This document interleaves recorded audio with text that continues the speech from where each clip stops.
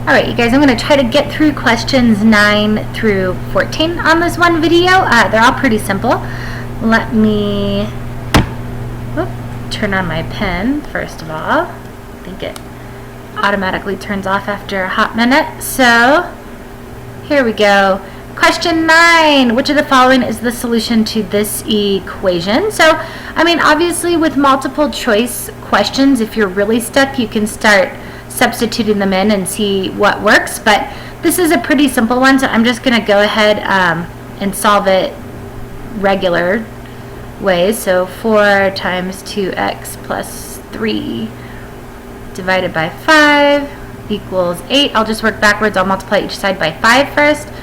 So 4 times 2x, plus 3, pretend that's in there, equals 40. And now divide by 4 first, next anyway. So 2x plus 3 equals 10. Subtract 3. 2x equals 7, and divide by 2. So x equals positive 7 over 2. So the answer for question number 9 is D. Let me double check. Make sure I got that one the first time. I didn't make a stupid error. Yep, D. Cool. Question 10 is another solving equations. And this one is just a lot of steps, but really simple steps. 2x minus 6 equals 7x plus 3. 7x plus 3. So I might do a couple of steps. Well, no, I better not. I'm not going to do it. So 3 minus, I'm going to distribute this here, negative 8x, but this negative and this negative make positive 24. So it's little things like that that can get you into trouble if you're not paying attention. Plus 3, I do it all the time. 3, I'm going to go ahead and add 3 to 24 here. So let's make that, let's see, 3 plus 24 is 27 minus 8x equals 7x plus 3. I am going to do this next step. I'm going to add 8 x's over here and subtract 3 over here at the same time. So 27 minus 3 is 24 equals 15x, 8x plus 7x. So divide by 15. Okay, and this reduces, I think 3 can go into both of that, right? So 3 can go into 24. 8, and I'm all positives now. 3 can go to 15. 5. Oops. No, I don't understand why that keeps happening. But where was I at? 24 over 15 equals x. So 8 over 5, and they were both positive, equals x. Is that an answer over here? Yep, C. So 10 is letter C.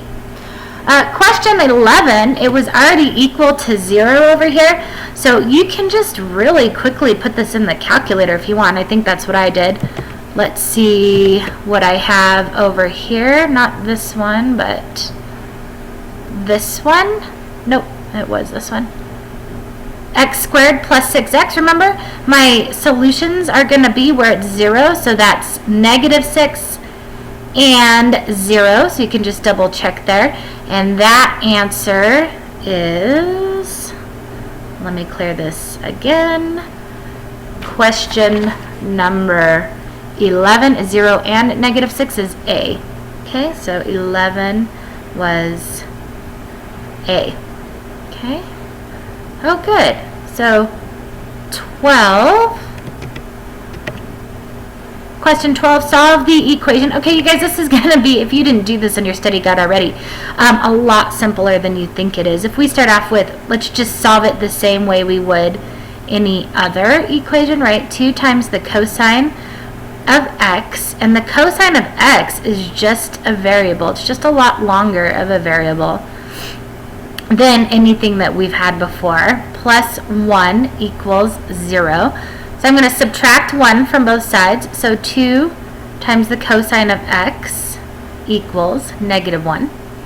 Now I'm going to divide both sides by 2 to get rid of the 2, right? So then I have the cosine of x equals negative 1/2. Well, if the cosine, so the question is asking, what is the measure of an angle whose cosine is negative 1/2? What is the measure of an angle whose cosine is negative 1/2? Well, you can use your, and for this one especially, since it's asking for the answer in radians using pi, it's going to be easiest if you use your unit circle, and I think I found one up here for you guys. So we're looking for where is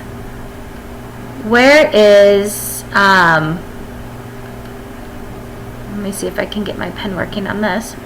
Yay!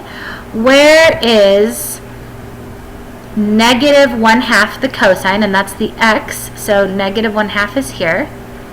Okay, and it's asking for the measure of the angle that'll get me there in radians, which is,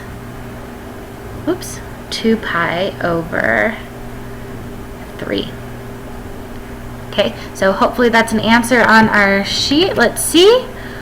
2 pi over 3. Yep, C. Right here. C, okay? 2 pi over 3. And 13. Cool, this is going quick. We can keep going. Question 13. This is an interesting one. This is a fun kind of puzzle answer, if you ask me. Why is it not giving me a point? It's going to bother me. There we go. So it's asking me what the cosine of x times the tangent of x times the cosecant of x simplifies down to. Now, I know that the cosine is x. I know that sine is y. And I know that, sine is y. And I know that tangent is y over x. And again, you can get that from your unit circle, or just like I do in my head, I develop it each time from what I already know, so I don't have to memorize anything. So cosine, remember, is this way, sine is this way, and the tangent is the opposite, which is the y divided by the x. Now, let's see if we can rewrite this now. Cosine of x times tan x equals cosecant, not equals, times again, times cosecant x. Since my sine is y, I know that my cosecant is 1 over y. Okay, so my cosine of x, I'm going to leave as cosine of x. And there's a couple of different ways you can derive this. I'm doing it this way. I'm going to change my tangent to y over x, which is simply the sine over the cosine. So I'm going to do the sine of x over the cosine of x. See what I'm doing here? I have some dimensional analysis so I can start canceling things out. And my cosecant is 1 over y, or 1 over the sine of x. See, look how cool this is. I'm going to Tetris these out. Sine, sine, cancel. Cosine, cosine. What I'm left with is just 1. So these all simplify down to just 1, which is d. So 13 equals d. 13 is d. Okay? And I did want to get to 14, so let's see if I can go down to 14. Okay, cool. And back over here, I want to cancel that out. So 14, which of the following is the domain of f of x equals x over x squared minus 5x. Okay, remember we just need to solve this for where it's zeros, because that's going to tell us where it cannot exist.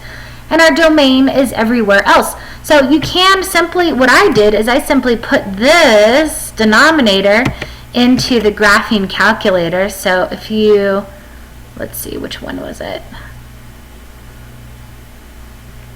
Here, was it this one? Yep. I put both of them in there, but let's take out the whole one. If you just put x squared minus 5x in the graphing calculator, you get this blue parabola here, right? So the solutions for that are here at 5 and here at 0, so positive 5 and 0, is what's going to make it not work over here. So if we go back, 5 and 0 are their answers, that's where it cannot exist. So let's go back and look at what we have here. What is the domain? Well, it did go from negative infinity up to 0, then 0 to 5, and then 5 to infinity. And then let's go back to the graphing calculator and actually put in the whole equation over here. Let's see, let's take this off. Oops, close. Escape. There we go.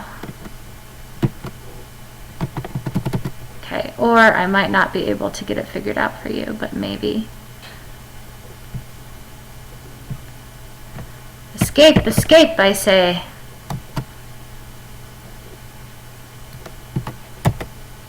No. Alright, I'll try it one more time.